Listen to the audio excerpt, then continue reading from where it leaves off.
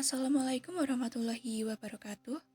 Kami dari kelompok 5 akan mempresentasikan hasil diskusi kami mengenai pengembangan materi ajar pada teks anekdot kelas 10 yang disusun oleh Elwin Alivia, NPM 18 10 30 10 24, Anissa Prihatiningsih, NPM 18 10 30 10 68, Dwi Eviana Ariska, NPM 18 10 30 10 82.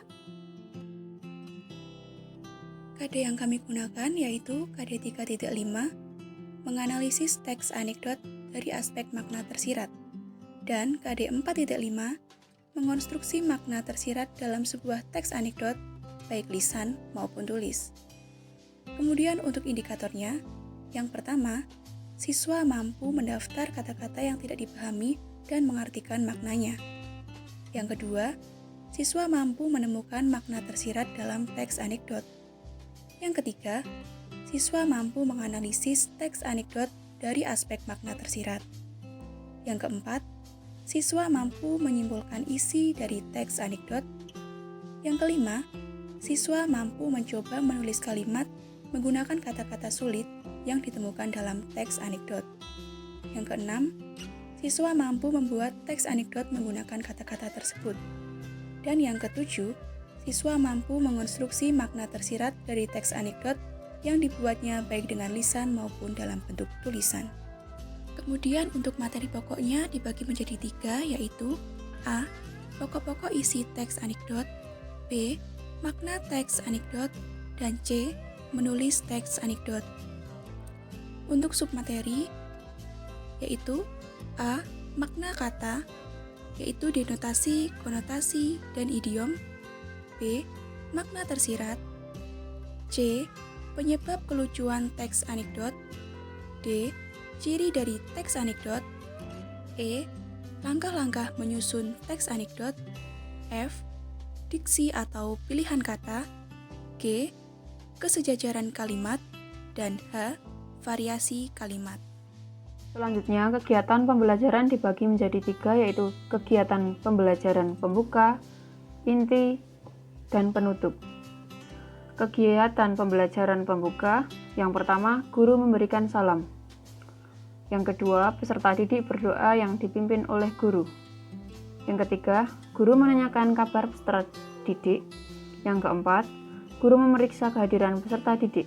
Yang kelima, guru menyampaikan kompetensi dasar dan tujuan pembelajaran. Yang keenam, guru memberikan apresiasi yang berkaitan dengan topik pembelajaran pada hari itu. Kemudian yang ketujuh, guru membagi peserta didik dalam beberapa kelompok yang terdiri atas 4-5 anggota pada setiap kelompok. Kemudian kegiatan pembelajaran inti. Yang pertama, peserta didik memahami materi teks anekdot. Yang kedua, peserta didik membentuk kelompok sesuai petunjuk pendidik. Yang ketiga, peserta didik bertanya jawab dan berdiskusi dalam kelompok tentang isi dan makna teks anekdot. Yang keempat, peserta didik mengolah informasi yang diperoleh dari hasil diskusi untuk menentukan pokok-pokok isi teks, penyebab kelucuan dan makna tersirat teks anekdot. Yang kelima, peserta didik menyimpulkan isi teks anekdot. Yang keenam, peserta didik mencoba menyusun teks anekdot. Yang ketujuh, peserta didik mengonstruksi makna tersirat dari teks anekdot yang dibuatnya. Yang kedelapan, peserta didik saling menilai kebenaran atau ketepatan berdasarkan makna yang tersirat dalam teks anekdot dengan bimbingan pendidik. Kemudian, kegiatan pembelajaran yang terakhir adalah kegiatan pembelajaran bagian penutup. Yang pertama, guru menyimpulkan pembelajaran. Kemudian yang kedua, guru menyampaikan pembelajaran yang akan dilaksanakan untuk minggu depan dan memberinya tugas, yaitu dari hasil penilaian atau tanggapan teman maupun pendidik, maka peserta didik ditugaskan lagi untuk menciptakan kembali teks anekdot dengan kebenaran berdasarkan makna yang tersirat dalam teks anekdot, kemudian mempresentasikan hasilnya dalam pertemuan kedua. Kemudian yang terakhir, guru menutup pembelajaran dan berdoa. Selanjutnya adalah contoh materi pembelajaran. Kami mengambil contoh materi pembelajaran tentang langkah-langkah menulis teks anekdot dan ciri-ciri teks anekdot. Untuk langkah-langkah menulis teks anekdot. 1. Menentukan topik. 2. Mencari bahan referensi. 3. Menentukan pesan yang akan disampaikan atau sindiran yang akan disampaikan. 4. Menentukan unsur lucu atau konyol atau jengkel. 5. Menentukan alur cerita berdasarkan struktur teks anekdot. 6. Mengembangkan teks anekdot. Kemudian, untuk ciri-ciri dari teks anekdot. Yang pertama, bisa menghibur atau mengundang tawa pembaca atau pendengar. 2. Untuk menyampaikan kritik halus yang tidak menyinggung pembaca atau pendengar. 3. Sebagai media penyampai pandangan, aspirasi yang bernilai positif dan berbau humor ke publik. 4. Untuk menginspirasi pembaca atau pendengar agar dalam menyampaikan protes atau rasa tidak setuju terhadap memilih opsi atau cara santun. Kelima, menampilkan tokoh-tokoh yang dekat dengan kehidupan sehari-hari. 6.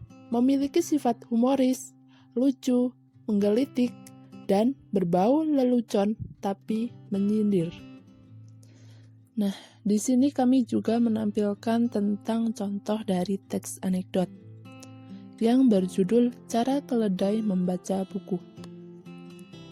Kemudian ini merupakan contoh soal dari teks anekdot yang sebelumnya. 1. Siapa yang diceritakan dalam teks anekdot tersebut? 2. Masalah apa yang diceritakan dalam teks anekdot tersebut? 3. Temukan unsur humor dalam teks anekdot tersebut. 4. Adakah pesan tersirat yang ingin disampaikan pengarang kepada pembaca dalam teks anekdot tersebut? 5. Mengapa cerita lucu disebut anekdot? 6. Apa penyebab kelucuan dari teks anekdot tersebut? 7. Simpulkan isi dari teks anekdot tersebut. Kemudian slide berikutnya adalah tentang penilaian. Kelompok kami mengambil 3 penilaian, yaitu sikap, kognitif, dan keterampilan. Untuk sikap, yaitu pengamatan terhadap aktivitas peserta didik dalam kelas. Kemudian, untuk kognitif, yaitu peserta didik dapat menentukan pokok-pokok isi teks anekdot, penyebab kelucuan, dan makna tersirat teks anekdot, serta dapat menyimpulkan isi teks anekdot atau mampu menjawab pertanyaan-pertanyaan yang telah disediakan tadi.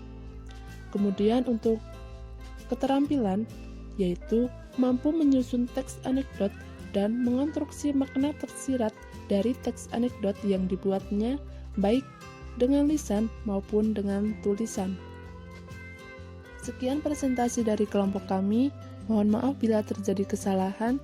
Sekian dan wassalamualaikum warahmatullahi wabarakatuh. Terima kasih.